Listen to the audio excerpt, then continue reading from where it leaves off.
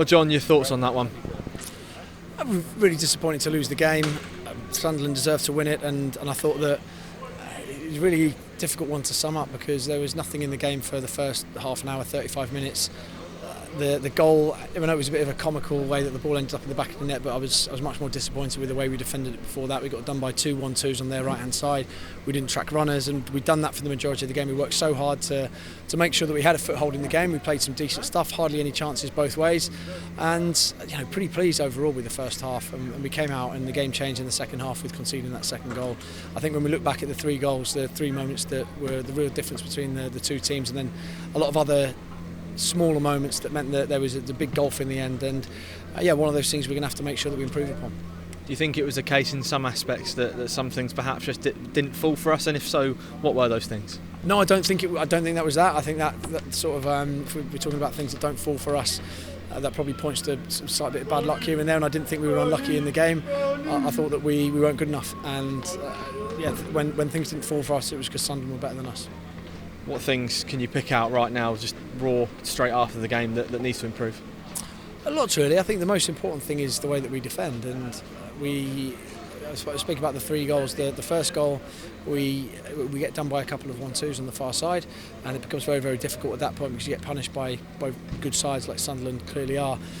We don't foul in the middle of the pitch, get broken on for the second goal, and obviously the third goal we give the ball away and get counted upon. So there was you can argue Sunderland might have had a lot more pressure in the second half had they not been 2 or 3 up, but overall the game was pretty even, and the gaps there, I think, in quality and in actually not just quality. I thought in determination and desire. I thought that some of the young lads that Sunderland put out, they really meant it. They meant business. You could see the blocks on the line. You could see the tackle in the middle of the park from Rigg. There are a few things that we need to really improve upon.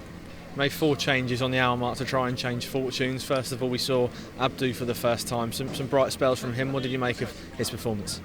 Yeah, we were trying to get the subs on just before that, so we were trying to get the subs on at 2-0, which I think would have made a difference, but we didn't manage to do it. And I thought Abdou came on and did really well, and the substitutions, it was a bit of a tough one for them coming on to that at 3-0 down, but I thought they did a good job, and some really bright spells from a few of those lads. And it's going to be really important that we get the whole squad back and we get everybody fit and firing going into next weekend, or going into the weekend after, sorry.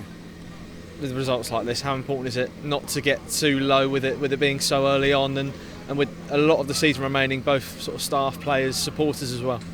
Yeah, I think there's a couple of things. We've done really well, I think, to get to this point in the season without losing a game, and we've been in all of the games right up until the last minute in all of them, and nearly won a couple of them. But I think probably a step too far this weekend for a squad that we've had to patch together a bit. We've spoken about the back 4 and how we've had to move a few things around there, and it's one of those things that we've done really well to, I think, get to the position we've got, and probably just came unstuck today. And once we get a few of those players back, injuries, and the lads that we've got through the door, we get them up to speed, I think it'll be a very, very different picture in a couple of weeks' time.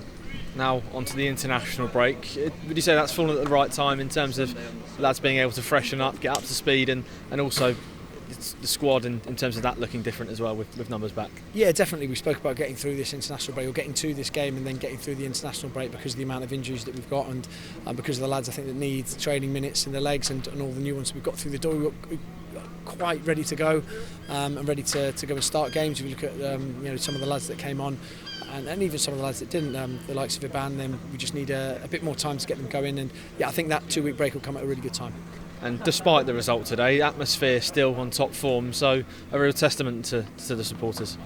Yeah, brilliant. Again, going 3-0 down, sometimes you might expect the crowd to get a bit frustrated and to turn, and they didn't at all. It was brilliant. It was really good. It's going to be really important this year that we do perform better than that, so we give the fans a bit more to cheer about, but also when times are tough, that the fans really dig in and give us that support, and today it was brilliant.